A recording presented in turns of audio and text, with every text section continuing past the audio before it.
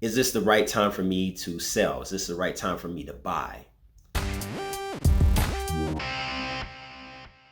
Hey everybody, Dietric Williams, realtor with Compass, Baldwin Hills, California. Welcome back to another edition of Info on the Go, the show where I give tips, tricks, and insight on how to buy, sell, or invest in real estate the easy way.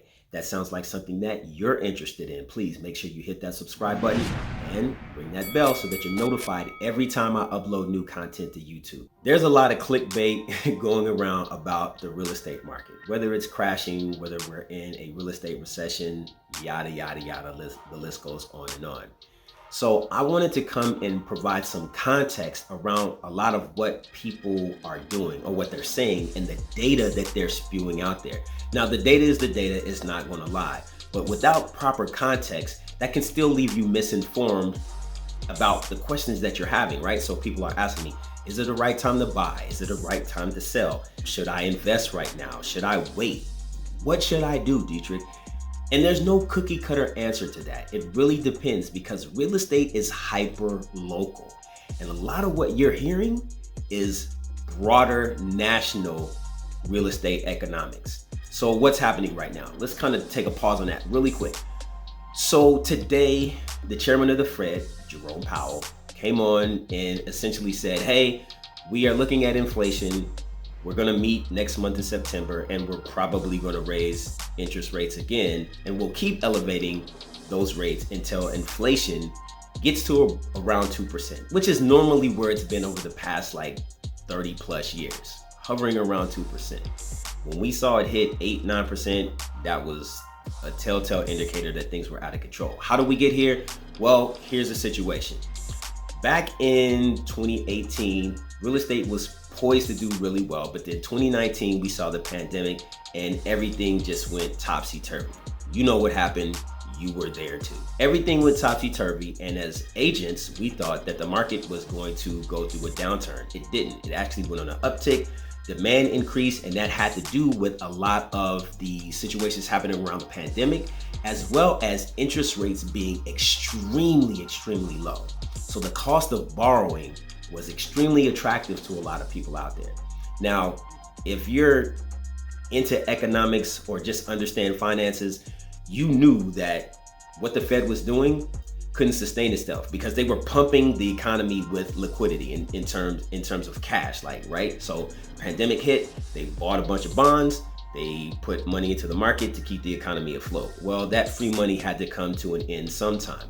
And when inflation started rearing its ugly head, the Fed had to come in and they either pull one or two levers. So I won't get into the details, but they either sell off assets off the balance sheet or they raise the Fed funds rate. Again, I won't go into details of what those are. I've released videos, countless videos about what that means.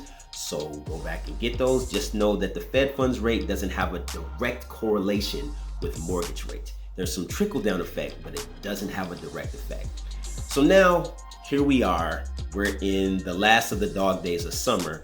And what we've seen is real estate sales have declined over the past several months.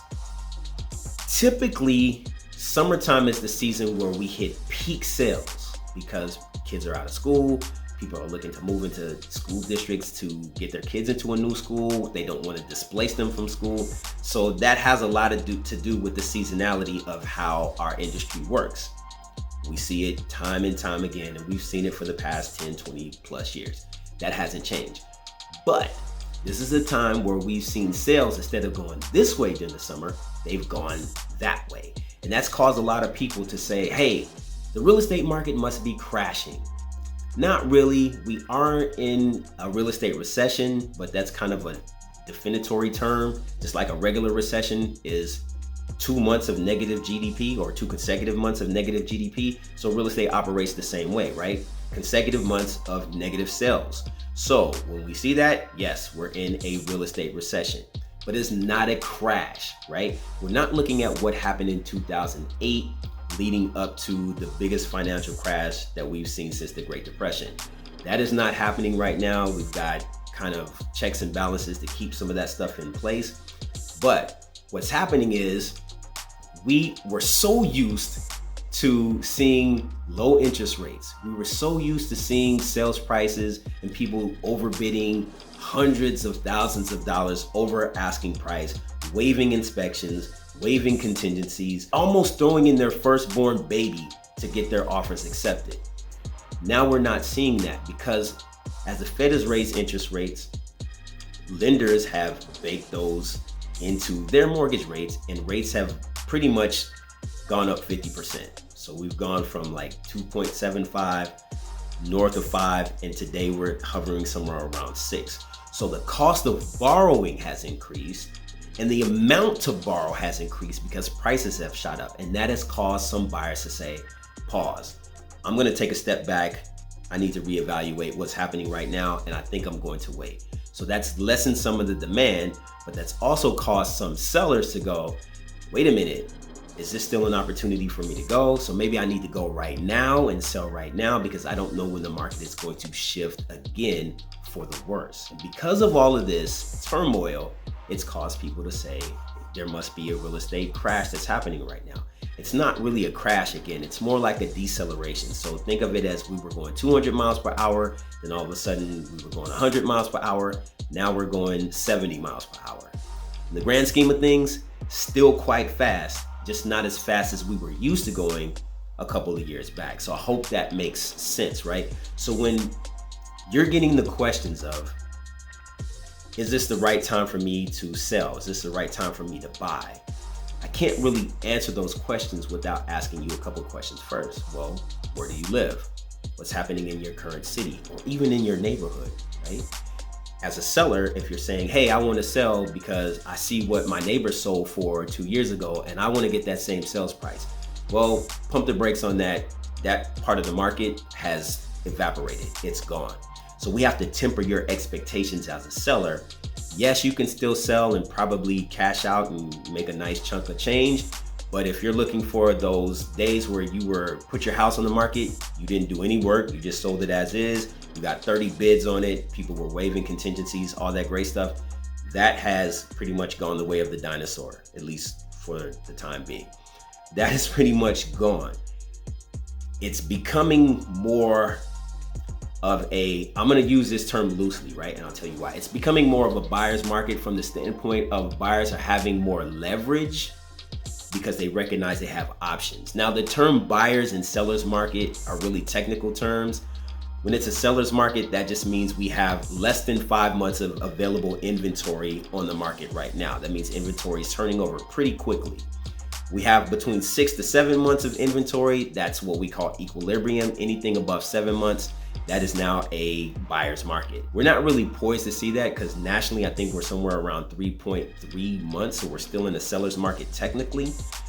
So that's why when people say, I'm going to wait until it's a buyer's market. Well, good luck. None of us can really predict when that's coming because there are too many uncertainties out there. What is the Fed going to do? How's the economy going to act? What's happening in the jobs market right now?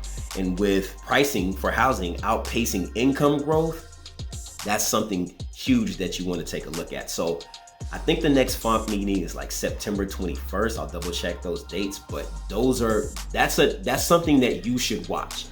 It's boring to listen to, but just listen for the key things that the chairman is going to say, and that will give you an indication about what's getting ready to happen in the market over the next several weeks.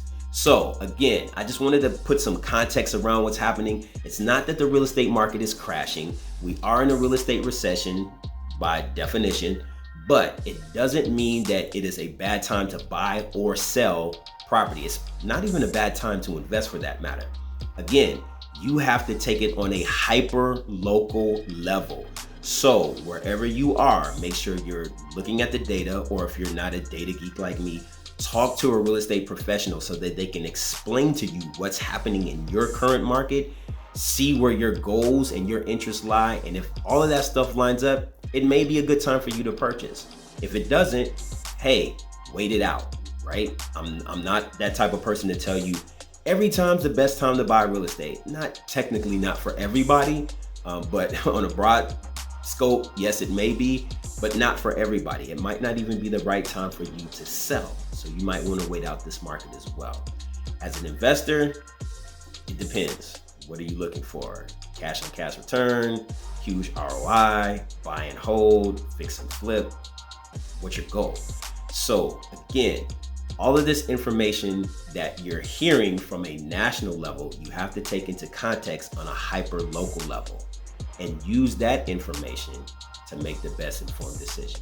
Yes, again, price reductions are happening. It doesn't mean that the market is crashing. It just means that sellers have to be more realistic about what they're pricing their asset for or their home for.